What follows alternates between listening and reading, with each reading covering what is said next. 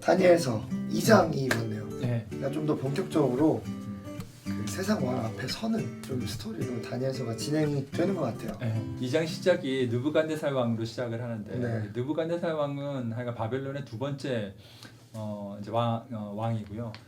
바벨론의 여러 왕들에 대한 이야기는 성경에 많이 나오기 때문에 나올 때마다 이제 보면 좋을 것 같고 이걸 읽으시면서 어떤 생각이 드셨나요? 하나는 이 세상 왕도 네. 결국 문제가 생기는구나. 네. 근데 또 뒤에 보면서 네. 갑자기 잘 있던 다니엘한테까지 이 네. 화가 미치는 걸 보면서 네.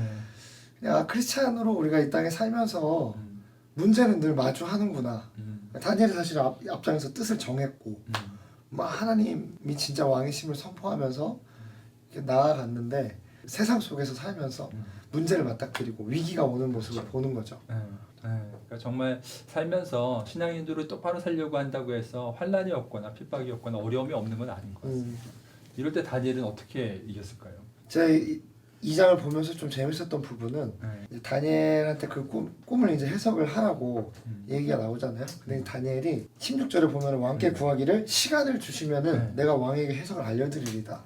그래놓고서는 17절에 다니엘이 자기 집으로 돌아가서 그리고 그 친구 그 세 명에게 그 일을 알리고 결국 기도를 하는 걸 저도 그렇죠. 보게 되는 것 같아요. 그래서 와 이게 문제가 발생했을 때 세상에 살면서 문제가 발생했을 때 세상의 방법으로 푸는 게 아니라 완전히 다른 그렇죠. 하나님의 방법으로 이 일들을 맞닥뜨리고 이 위기를 넘어가는구나 라는 것들을 말씀을 통해서 봤습니다.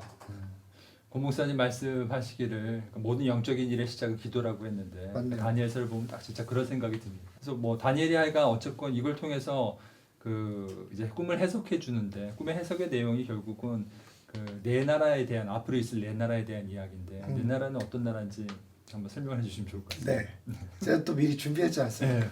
첫 번째는 바벨론, 네. 두 번째는 메데바사, 네. 세 번째는 헬라, 네. 저희가 잘 아는 알렉산더 왕이 네. 있는 그리스죠. 네 번째는 네. 로마입니다. 아멘. 너무 잘하시네요. 이거 외우느라 힘들었어요. 그래서 뜨인 돌이 나와서 그 신상을 부수고 그리고 정말 하나님의 나라를 이제 만들게 되는 그런 이야기인데요. 세상에 어떤 강대국이 있더라도 결국은 그리스도, 이제 뜨인 돌이 그리스도라고 생각이 되는데 그 그리스도께서 모든 것을 다 부수고 정말 그리스도의 나라, 하나님의 나라, 메시아의 나라를 만든다는 이야기가 다니엘서의 주제 중에 하나인 것 같습니다. 그러니까 결국 환상에는 나라의 패권이 계속 바뀌는 네. 이야기가 나오지만 네. 제가 너무 좋아하는 구절이에요. 그는 때와 계절을 바꾸시며 네. 왕들을 패하시고 왕들을 세우시며 네. 그러니까 결국 이왕 저왕이 세워지고 네. 패권이 막 바뀐다 할지라도 네. 결국에는 진짜 왕은 하나님이시다. 그것만 우리가 확실하게 알아도 다니엘서를 이제 끼니를 하는 거에 충분한 도움을 받는 거라고 생각이 듭니다. 저는 이제 2장을 하면서 하나 예전에 이제 다니던 교회에서 배웠던 성경 공부 내용이 생각이 나는데요. 그게 누가복음 2장 이야기예요. 누가복음 2장이 가이사 아구스토가 천하에 호적하라고 모든 사람이 이제 명을 내린 이야기가 나옵니다. 네. 그리고 이제 그 바람에 마리아와 요셉도 요셉의 고향인 베들레헴으로 이제 호적하러 올라가는데 그때가 마리아가 이제 만삭일 때였거든요. 그래서 결국은 베들레헴에서 애를 낳게 되죠. 로마 황제인 가이사가 얼마나 이제 힘이 있던 사람이었냐면 호적하라 그러면 만삭인 여인도 그냥 그때 막 가야 하는 이제 그런 상황이었는데요.